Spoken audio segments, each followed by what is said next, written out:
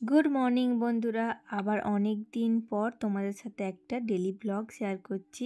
সকালে উঠে স্নান করে প্রথমে আমি পুজোটা আগে সেরে নিয়েছি, তারপর নিজেকে একটু সাজিয়ে গুছিয়ে নিচ্ছি। দিনের শেষে সব করতে করতে নিজেকেই যেন সময় দেওয়া হয় না, তাই আমি রোজ সকালে আগে নিজেকে একটু সময় দিই, তারপর অন্য কাজ সব কিছু আর কি। চলো, বলতে বলতে বাবু ঘুম থেকে উঠে গিয়েছিল, তারপর আর কি ওকে রেডি করিয়ে খাওয়ালাম। সব কিছুর পর এই যে একটু নিয়ে আর কি পড়তে বসবো আর কি, ওকে ওর পড়াতে বসবো যেহেতু ওর ছুটি ছিল। সত্যি মা হওয়াটা কিন্তু মুখের কথা নয়, যে মা হয়েছে সে একমাত্র জানে যে কত কি করতে হয় মাদের। তো চলো, তারপর আর কি তোমাদের সাথে কথা বলতে বলতে এদিকে আমি চলে এসেছিলাম রান্নাঘরে রান্না করার জন্য, আর এদিকে সব কেটে কুটিয়ে নিচ্ছিলাম আর কি। তো চলো, আজকে কী কী রান্না হচ্ছে তোমাদেরকে দেখাই।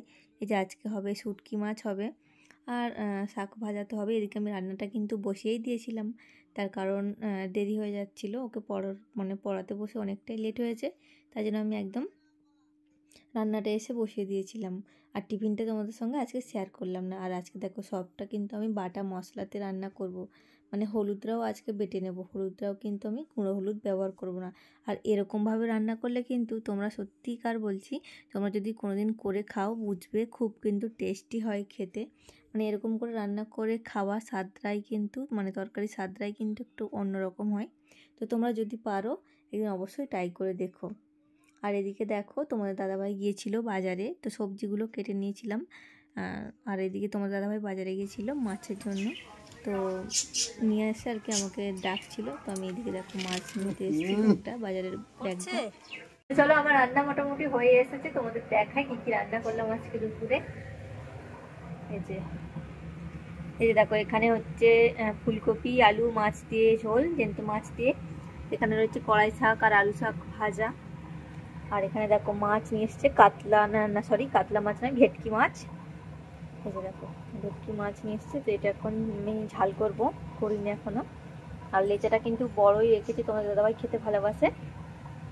আর এখানে হচ্ছে বাবুর জন্য একটু চিকেন হয়েছে, ও মাছ খাবে না। আর এখানে হয়েছে শুটকি মাছ।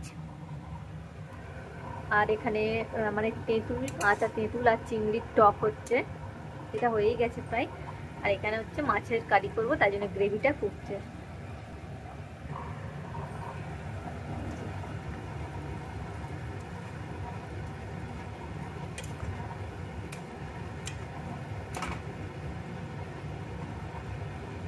তো ওদিকে মোটামুটি রান্না বান্নাটা কমপ্লিট হয়ে গেছে দেখলেই। আর এখন যাচ্ছি হচ্ছে ওপরে ছাদে, কারণ সেই সকালে একদম স্নান সেরে বাবুকে দিয়ে স্কুলে গাড়িতে তুলে দিয়েছে, স্নান সেরে সব দিয়ে গেছি।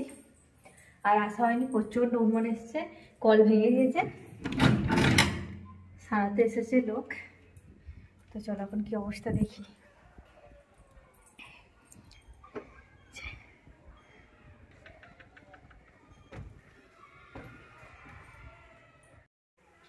তো এখন হচ্ছে এই যে দেখো 1:30 মতো বাজে, বাবু এখনো স্কুল থেকে ফেরেনি। আর ওদিকে তো দেখলে ছাদে গেলাম, তো রান্না বান্নাও কমপ্লিট। এখন হচ্ছে আমি ঘরটা একটু মুছবো, এই যে লাঠি নিয়ে চলে এসেছি। সকালে একবার মোছা হয়েছে, তো এখনো আরো একবার মুছবো।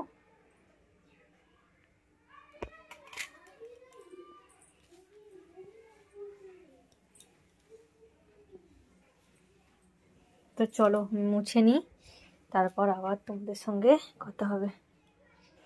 তো চলো, এখন ঘড়িতে এই যে 4টে বাজে। আর এখন হচ্ছে বাবুকে পড়াতে আসবে, ওর ম্যাম আসবে পড়ানোর জন্য, তো ওকে বইটাগুলো একটু রেডি করে দেবো।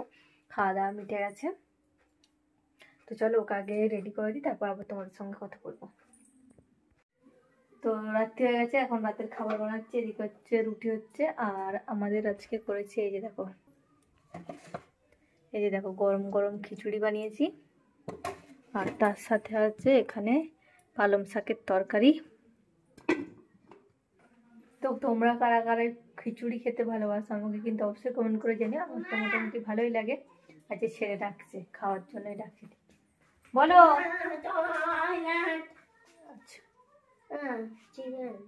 চিকেন খিচুড়ি খাবে তো? না, খাবে না। না, তো একদম খিচুড়ি খেতে পছন্দ করে না, তাই ওর জন্য বানাচ্ছি রুটি। চলো হ্যাঁ বলো। আচ্ছা তোমার চিকেন আছে একটু, তো চলো আবার পরে দেখা করছি।